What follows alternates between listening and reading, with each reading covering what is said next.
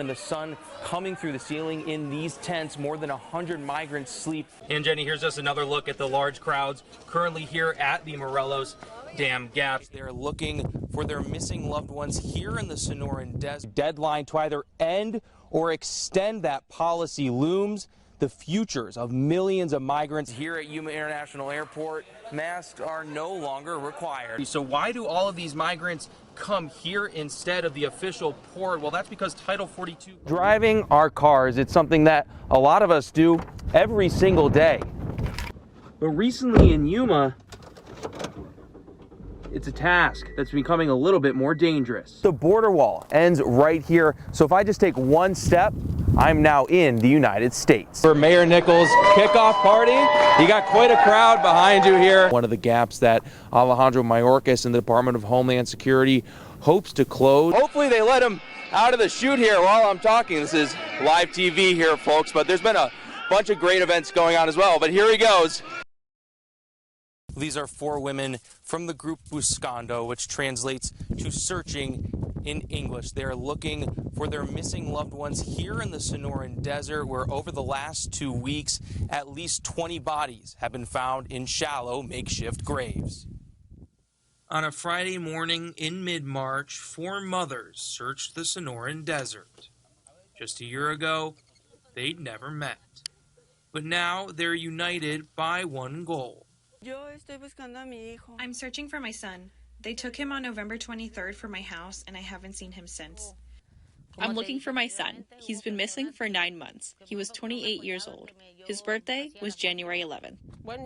My son went missing July 11th, 2021. It's already been 8 months since he disappeared.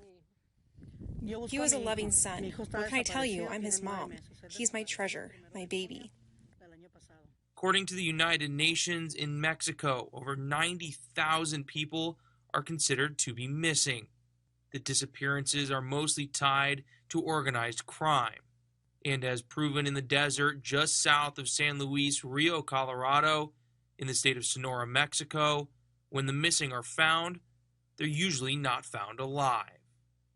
Over 20 bodies have been discovered by the Buscando team in March. 2 of them were women. Police dogs assist them as they search, but many of the bodies are found by pushing these stakes in the ground, then smelling the tips for the scent of a decomposing body. Even with the recent chilling discoveries, some of these mothers believe their sons will return to them alive.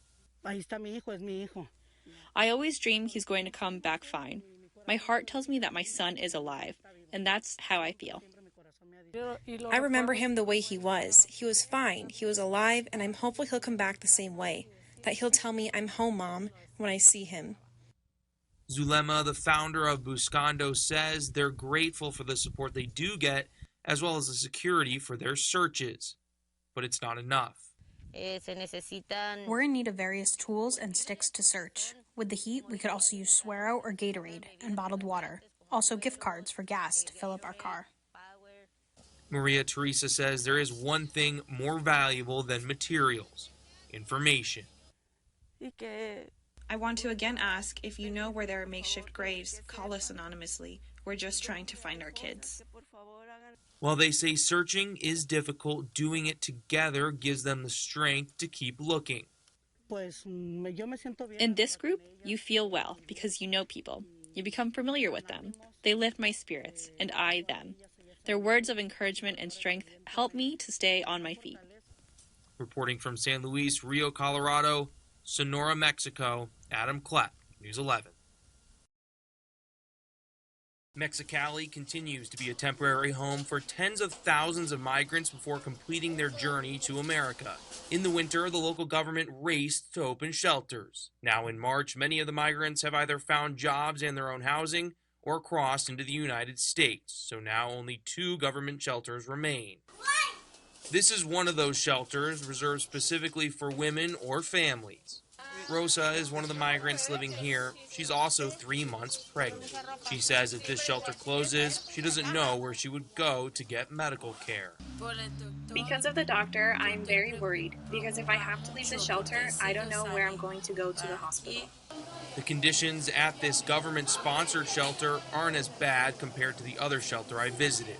Hijo Prodigo does not receive support from the government, and it shows. Conditions inside the shelter extremely rough. You can see pieces of the roof falling down and the sun coming through the ceiling in these tents. More than 100 migrants sleep every single night, and to my left is the bathrooms where there are just 2 toilets to share between all of them. The director of this shelter tells me migrants pay 50 cents a night to sleep here and stay for maybe 2 or 3 days before finally attempting to cross into the United States. Evidence on the floor in the shelter suggests pigeons also have made Hijo Prodigo a temporary home. The birds even occasionally are caught and cooked by the migrants who stay here. The shelter director says there are no lights in the shelter and it gets extremely hot in the summer months. Truthfully, we have many problems. We have no electricity. A dentist in Holtville and members of a Brawley church were at Hijo Prodigo to provide medical services to migrants. Gail Cheatwood says he and many others pulled teeth, gave out eyeglasses, and provided medications. Yesterday there was a lady that had, her blood pressure was 300 over 160, so they just immediately took her to the hospital. The shelter has been running for 3 years, and while the conditions inside border on unlivable, it provides an essential service for migrants who would be on the streets otherwise. The shelter director says he does not know how much longer the shelter can continue to operate if there isn't government support. We have had some instances where there are only 5 or 10 immigrants here, but they don't close it. It'll remain open as long as there are immigrants.